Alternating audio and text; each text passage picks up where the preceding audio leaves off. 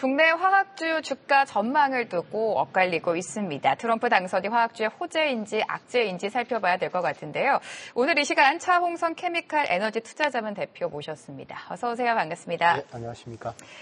네, 대표님, 트럼프 1기를 복귀를 해본다며 미중 무역 분쟁으로 인해서 화학 제품을 공급하는 국내 화학 기업들의 실적이 좋지가 못했습니다. 그렇기 때문에 2기 출범을 앞두고 좀 우려감이 큰 것 같은데요. 어떻게 흘러갈까요? 근데 제가 볼 때는 두 단계로 나눠봐야 되는데 네. 트럼프 대통령 임기가 뭐냐면은 2017년부터 2020년까지거든요.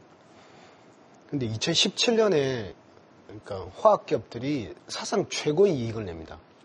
그 다음에 사상 최고의 주가를 기록했고, 그런데 어떻게 되냐면은 이제 2018년도, 19년도, 20년도 내려가잖아요. 그거는 제가 볼 때는 고금리의 영향을 받았다 이렇게 보시면 될 것 같아요. 그래 고금리에 있고 2019년하고 20년에 뭐가 있었냐면 코로나가 있었지 않습니까?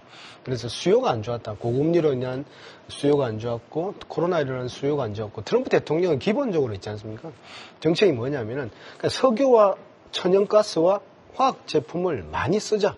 왜냐하니까 이게 미국 국민이라든지 전 세계 국민들을 부유하게 해줄 수 있다. 왜냐하면 저가고 그러니까 굉장히 편리하다, 효용 가치가 높다 이렇게 말씀을 하십니다. 네, 지금 정유주 화학주의 앞으로의 주가 전망이 좀 궁금해지고 있는데 네. 트럼프 당선이 오히려 호재다 이런 시각도 많습니다. 트럼프가 드릴베이비 정책을 좀 본격적으로 추진할 가능성이 커지고 있는데요. 정유 기업들의 실적 턴어라운드 기대해도 되는 겁니까? 실적이 어떨까요? 좀 제가 볼 때는 정유화학 기업들 좋죠. 왜냐니까 그게 무슨 드릴이라는 게 뭐냐면 이런 겁니다.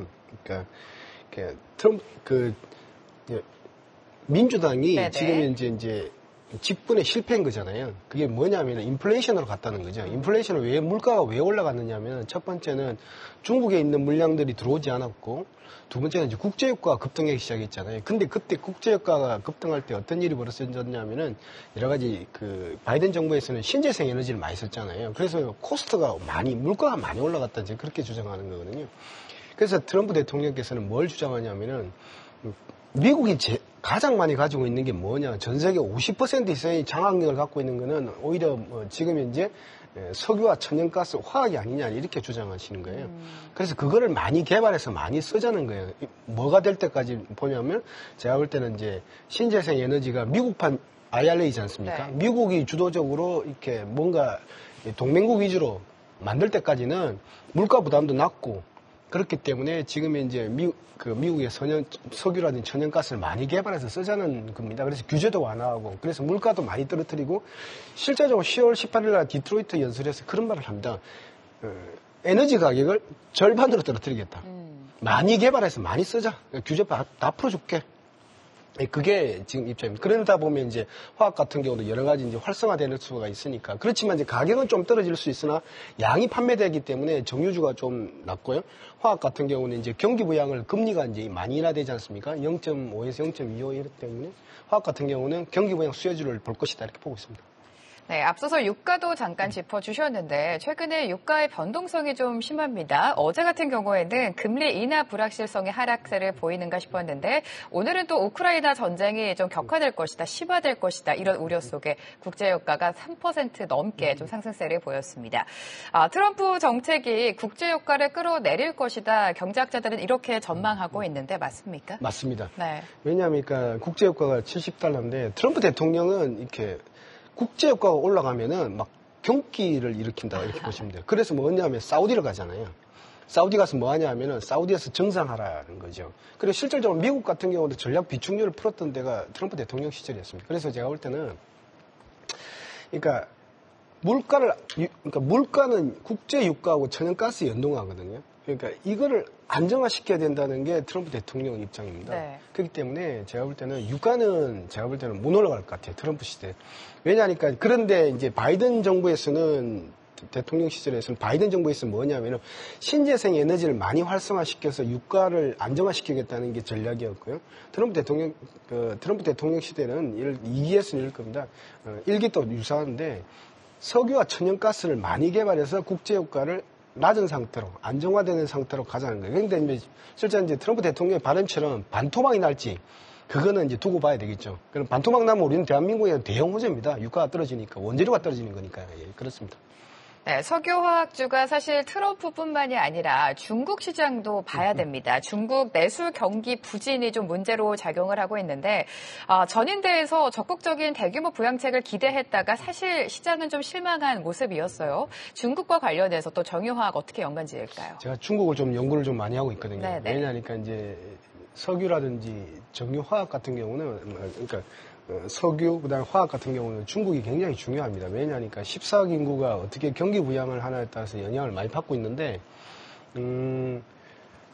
중국 시진핑 주석 그분의 그 생각은 두 가지인 것 같아요. 하나는 뭐냐면은, 2021년도 코로나 이후에 보면은 이렇게 경기를 많이 막았지 않습니까? 네. 많이 막았고 부동산 규제도 했고 빅테크 규제도 하면서 이제 중국 경제가 안 좋아졌잖아요. 실질적으로 미국에 보면은 이렇게 코로나로 셧다운하면서 이렇게 중국 물량들을 제대로 수출하지 못했는데, 근데 결론적으로 말씀을 드리면은 이미 심천 지수는 36% 올랐습니다.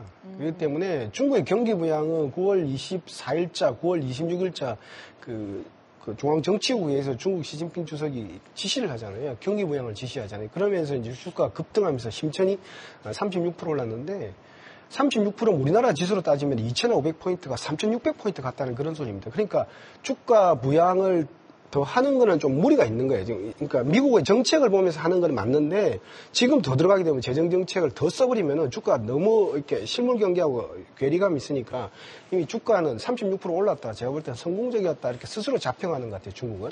대신에 이제 부동산 가격을 잡아야 되는데 주가는 올랐다. 그럼 소비는 많이 확대될 것이다. 이렇게 보는 것 같고, 두 번째는 이제 부동산 가격을 잡으려면 어떻게 되냐면은 지금 이제 중앙에 이제 중앙정부가 있고 지방부처가 있지 않습니까? 그래서 한 2,400조 원을 투입해서 이게 부동산 가격을 중국 중앙정부는 안정화라고 그래요. 뭐냐면 가격을 올린다 이런 말보다는 안정화라는 게 더 이상 떨어지지 않고 오히려 돌아서는 그런 기조를 유지하지 않겠나. 그래서 제가 볼 때는 중국의 중앙정부로 봤을 때는 본인들을 봤을 때는 제가 볼 때는 스스로 자평할 때는 훌륭하게 지금 이제 진행 중에 있다. 그래서 경기 부양이 잘 되고 있다. 이렇게 자평하고 있기 때문에 그 제품 가격이 그래서 보면은 저는 이제 주가보다도 제품 가격을 보거든요. 네네. 그래서 지금 보면은 9월 24일자를 기점으로 화학 제품 가격이 12%로 올랐습니다. 그래서 7, 8, 9월하고 그 다음에 10, 11, 12월하고는 완전히 확연히 다르다. 그래서 그러니까 중국의 부양 정책, 미국의 금리 인하 때문에 제품 가격이 12% 올라가면 제가 볼 때 약간의 급등세라고 봐도 됩니다. 오늘 정유주 흐름이 좋습니다. 아무래도 유가가 상승을 하면서 정유주가 일제히 강세를 보여주고 있어요. SO일 같은 경우에는 이 시각 현재 6% 넘게 좀 급등이 나오면서 6만 원 선을 회복을 했고요. SK이노베이션도 5%대 강세를 이어가고 있는데 앞으로 정유화학주 주가 측면에서 어떻게 흘러갈지 전략을 좀 세워주실까요? 첫 번째는 뭐냐면은 그러니까 바이든 정부 시절 바이든 대통령 이런 현재까지 집권하는 동안에 그러니까 정유라든지 화학주가 밸류에이션상으로 완전 최저 밸류에이션으로 가버렸습니다. 이렇게 최저 밸류에이션으로. 뭐냐면은 이렇게 소외된 거죠. 그러니까 바이든 정부는 신재생 에너지를 키우다 보니까 정유 화학주에 대한 소외감이 너무 극대화됐다 이렇게 보시면 될 것 같고, 설상가상으로 이제 중국 시진핑 정부는 뭐 했냐면은 코로나 때 셧다운 해버렸고 지금 이제 경기를 부양한다는 게 아니고 부동산 규제를 하면서 더 떨어뜨려 버렸죠. 그러니까 이중 악재가 있었다. 그 다음에 이제 그러다 보니까 밸류에이션도 확 떨어지는 이런 형태가 되는 겁니다. 제가 볼 때는 지금은 트럼프 정부에서는 완전히 틀릴 것 같아요. 왜냐하니까 지금 에너지부 장관하고 에너지를 총괄하는 그 두 명의 수장이 결정이 됐거든요. 그래서 제가 볼 때는 두 분 다 천연가스를 그런 프래킹을 하던 그 기업의 CEO 창업주가 지금 이제 그 결정이 됐습니다. 그래서 제가 볼 때는 그러니까 석유, 천연가스, 정유화학, 그다음에 이런 밸류에이션 자체가 높아지는 그런 계기가 될 것 같고요. 조금 전에 말씀드린 대로 밸류에이션이 지금 보면은 원래 보면 매출액 대비 시가총액을 따지는데 이 매출액 대비 시가총액이 0.2, 0.3, 0.5로 완전 최저 밸류에이션을 기록하고 있습니다. 그래서 제가 볼 때는 이게 흔히들 보면은 그러니까 지금 현재는 완전히 분위기 자체가 완전히 돌아서고 좋은 분위기로 돌아섰는데 지금 현재는 3분기 실적 가지고 이제 3분기 때까지 이제 실적이 많이 하락했잖아요. 그것 네. 때문에 좀 낮아 있다 이렇게 보시면 될 것 같습니다. 그래서 제가 볼 때 좋은 긍정적인 관점을 가지는 게 좋겠다 이렇게 보고 있습니다. 석유화학주 지금 당장 뚜렷한 반등을 기대하기보다는 그래도 좀 긴 호흡으로 봤을 때 주가를 끌어올릴 만한 모멘텀이 있다라고 설명을 해주셨습니다. 그 밖에도 최근 시장 흐름은 어떻게 보셨습니까, 대표님? 예, 지금 이제 보면은, 그래서 보면은, 그 큰 그림 보면은 이런 겁니다. 뭐냐면은,